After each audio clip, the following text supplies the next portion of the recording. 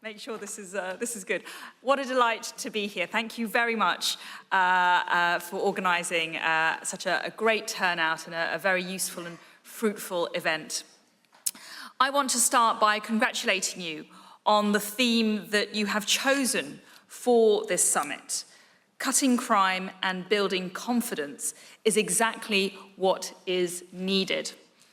And the way to ensure public confidence in the police is to focus on getting the basics right, what I call common sense policing, the kind of policing that the law-abiding, patriotic majority of British people deserves and expects.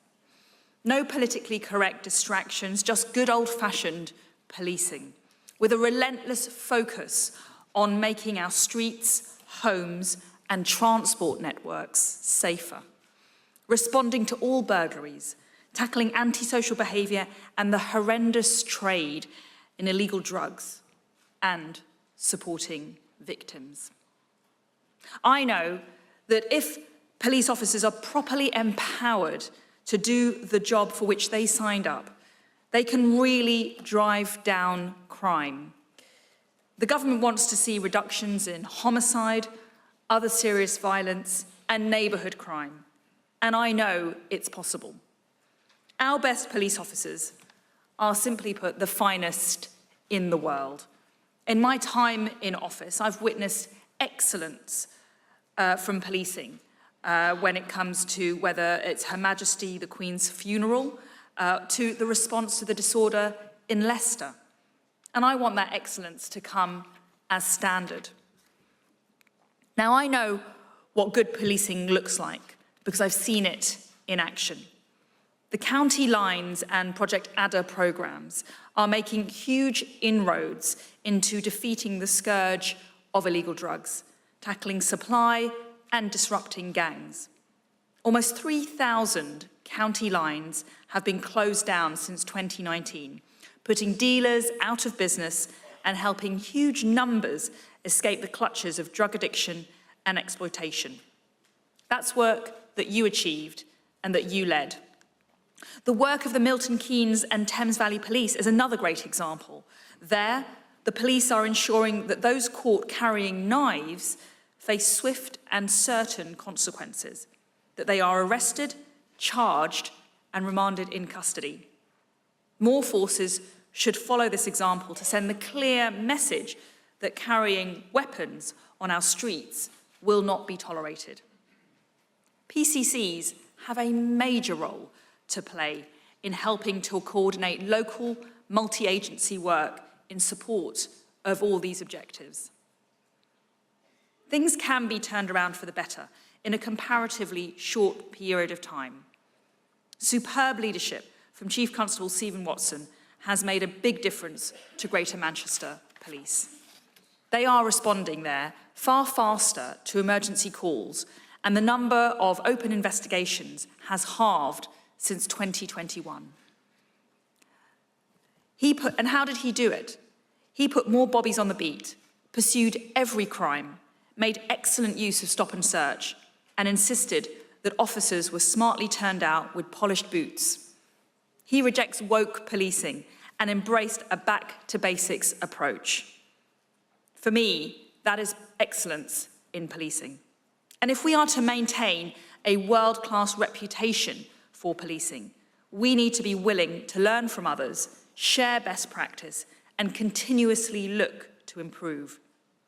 I'm really grateful that Chief Constable Watson has offered to share what he has learned from turning Greater Manchester Police around. Everyone should pay close attention. There are 6 forces that still remain in Engage, and I expect to see them make the necessary improvements quickly, working constructively with the Inspectorate. They have my full support, and I want them to succeed. But I'm also very concerned that more than half of the forces inspected by the Inspectorate in the recent inspection cycle have received poor grades for how they respond to the public, and nearly half for how well they investigate crime. This is fundamental. Policing is a public service above all else. Just last week, the Inspectorate released their sobering report into vetting and corruption.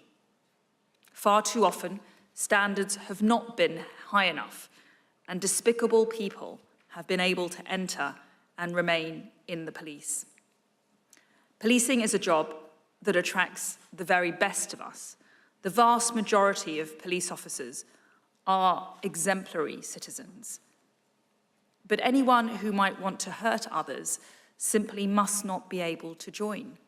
And those who are otherwise ill-suited need to be weeded out, and quickly. The report finds that previous warnings have not been acted upon. That is unacceptable. I therefore welcome the fact that the MPCC has promised that chiefs will do everything necessary to deliver on the recommendations of the report.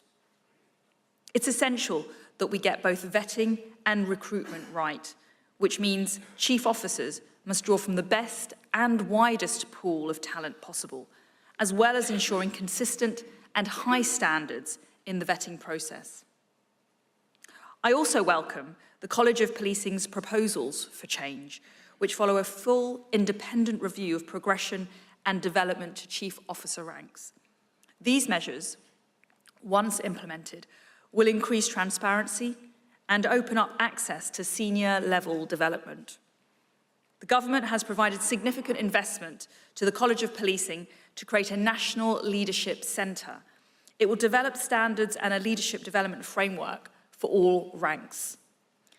The interim findings of Baroness Casey's review set out unequivocal failures by the Metropolitan Police Service, who did not act effectively on allegations of serious misconduct, in particular instances of sexual misconduct and discrimination.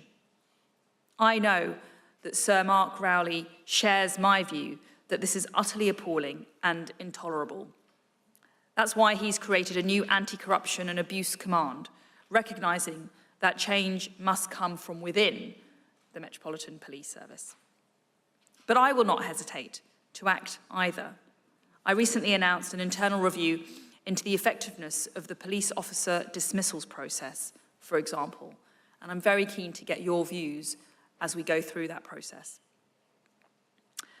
We have some big challenges when it comes to cutting crime.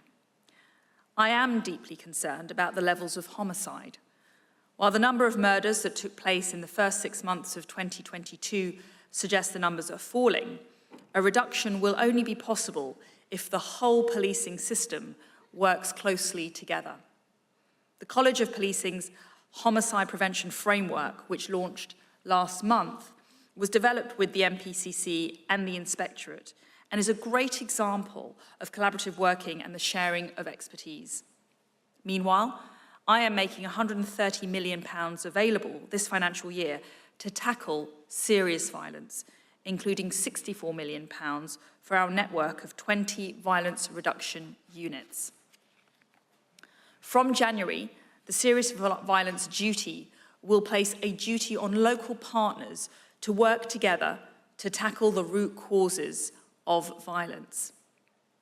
And as I said at the Conservative Party conference, broken windows matter. There is no such thing as petty crime. Any tolerance of low-level disorder and crime will only beget more serious crime. You all know this. I'm sure of it. And that's why it's absolutely correct that all forces have agreed to send an officer to the scene of every residential burglary. I thank you for that commitment. Every kind of neighbourhood crime needs to be tackled robustly if we are to ensure public confidence and trust. The Safer Streets Fund has supported interventions addressing local needs across England and Wales, which is why the government announced a further £50 million earlier this year to support 111 projects. I also want to see a major improvement in the way the whole of the criminal justice system deals with rape. It is promising that more victims of sexual offences are coming forward to report crimes to the police and that more suspects are being charged. But we still have a very long way to go. As a society, too often, we have failed the victims of sexual violence, and that cannot continue. Operation Soteria is an innovative and ambitious programme supported by the Home Office, which is bringing together frontline policing, the Crown Prosecution Service, and academic expertise to transform the response to rape. And the new national operating models being developed by the programme will, from June of next year, support your police forces in delivering a sustainable shift in the way that rape is investigated. Officers need to be and will be better equipped to build strong cases and to focus on the behaviour of the suspect rather than subjective assessments of a victim's credibility. Avon and Somerset, the pioneering force in Operation Soteria, have reported that charge rates have tripled since they began the pilot, and arrests are twice as high. Policing must seize the opportunities presented by Operation Soteria to further improve your response to rape. The final report by the Independent Inquiry into Child Sexual Abuse, published last month, shows how endemic these unspeakable crimes are. The first-hand accounts of the terrible abuse endured by children and how badly they were let down by those who should have protected them are truly shocking. This report has redoubled my determination to do all in my power to end the scourge of child sexual abuse.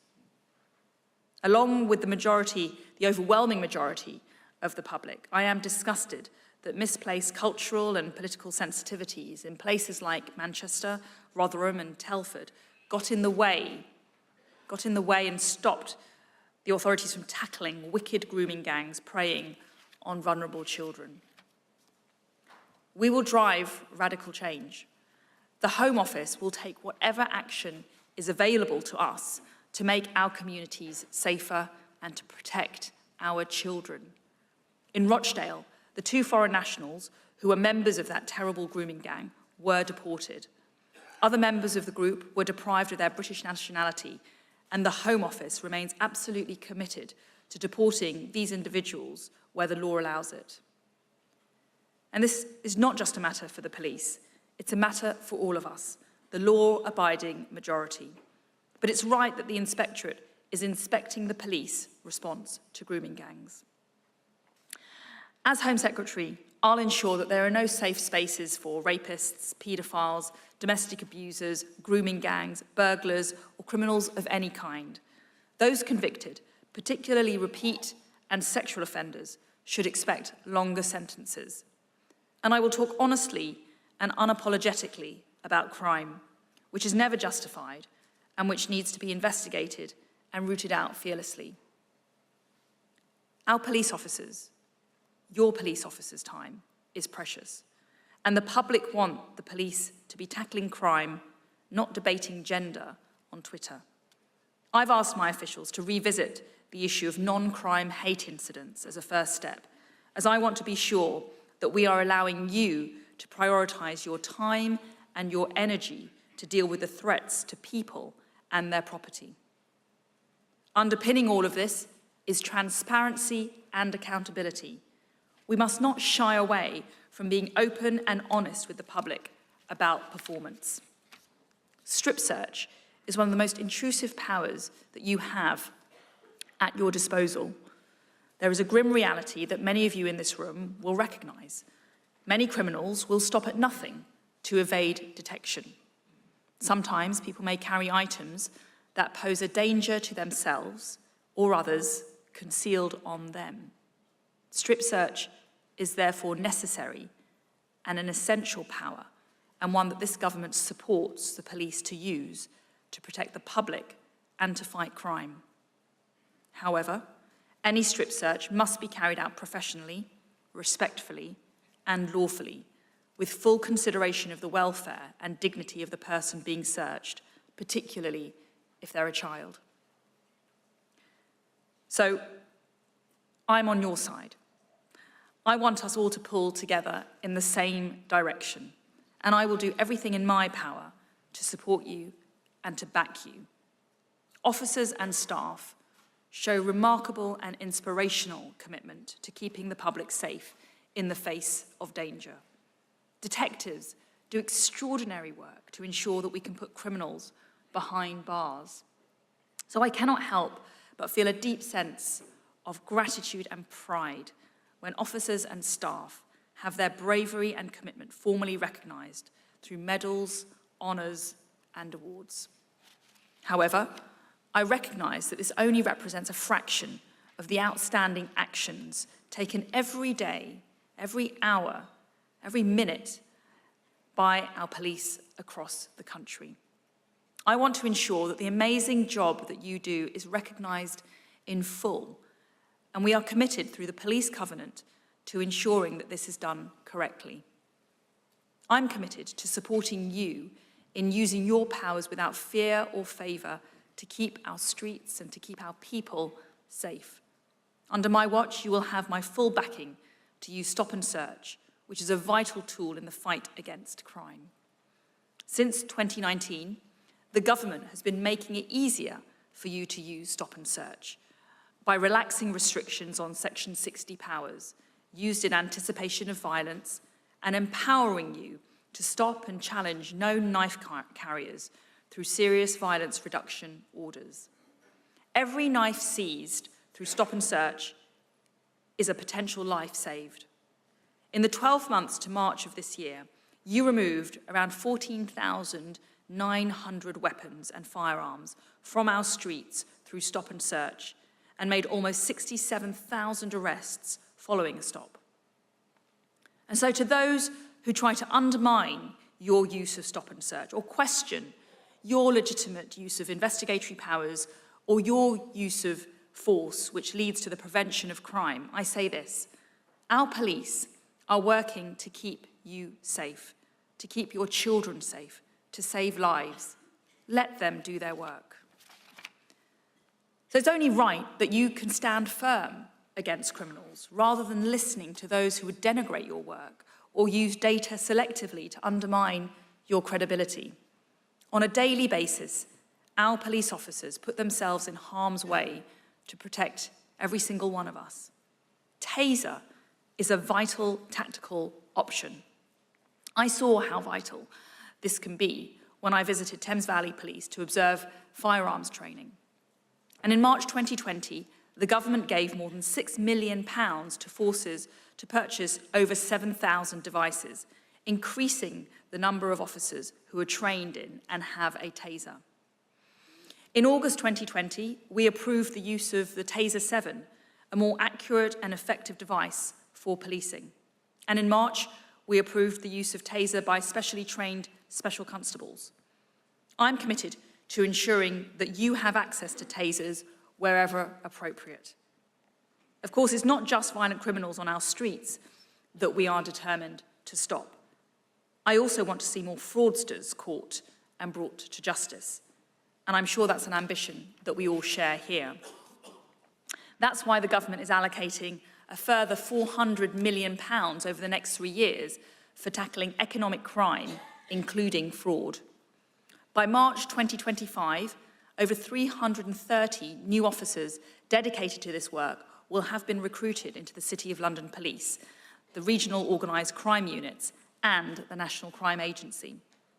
We will replace the current action fraud system with a new and improved service, and we will increase intelligence capabilities at the NCA and the national security community to identify and disrupt the most harmful criminals and serious organised criminal gangs. And we are making sure that the biggest technology companies are doing everything they can to prevent online fraud through our world-leading online safety bill.